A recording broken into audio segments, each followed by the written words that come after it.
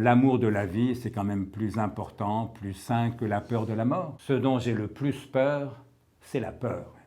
Eh bien, c'est ce qui a résumé mon état d'esprit pendant ces derniers mois, notamment au moment du premier confinement, parce que je trouvais effrayant à la lettre de voir que tout le monde semblait prêt à sacrifier l'amour de la vie à la peur de la mort. Eh bien, pour moi, c'est un contresens sur la condition humaine.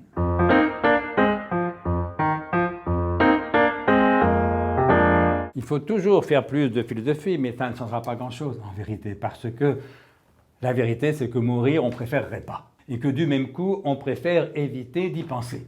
Alors, ça s'appelle la forclusion de la mort devient hors champ. Mais pas seulement à notre époque, comme certains le croient. J'ai souvent cité à la télévision pendant la pandémie cette formule de Montaigne dans les essais. Montaigne s'étonne que les gens ne pensent jamais à la mort, alors que d'évidence, ça nous attend tous. Et Montaigne écrit joliment: ils vont, ils viennent, ils courent, ils dansent. De mort, nulle nouvelle. Ils font tout comme s'ils étaient immortels. Sauf que, continue Montaigne, quand la mort les frappe, ou l'un des leurs, alors quelle angoisse, quel effroi, quelle détresse, quel désespoir.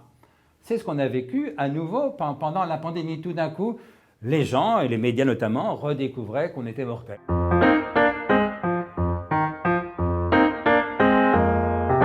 Nous projetait tous les soirs à la télévision des reportages dans les services de réanimation pour nous montrer que non, c'est vrai, les gens sont vraiment malades, il y a vraiment des gens qui meurent. Oui, mais ça, c'est pas un scoop, c'est ça qui m'a toujours étonné. Et je m'étonne au fond que les 64 000 morts de la Covid-19, c'est 64 000 morts de trop par définition, mais est tellement bouleversé tellement de gens, et notamment pris une telle place dans nos médias, par rapport aux 600 000 personnes la même année qui sont morts d'autre chose. Voilà. En 2020, il y a 157 000 personnes qui sont mortes d'un cancer.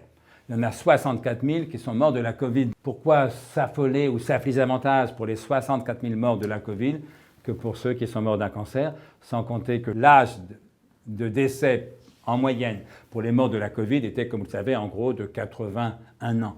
Très peu de jeunes adultes et quasiment pas d'enfants. Le cancer, tous les ans, tue des centaines ou des milliers d'enfants, d'adolescents, de jeunes adultes. Voilà, donc il fallait bien sûr soigner les gens. Et en plus, la Covid est une maladie contagieuse, donc j'ai toujours dit qu'il fallait respecter les gestes barrières, la distanciation sociale, se faire vacciner le plus vite possible. Tout ça va de soi. Je n'ai d'ailleurs jamais condamné le confinement, mais voilà, j'ai voulu rappeler que l'amour de la vie, c'est quand même plus important, plus sain que la peur de la mort.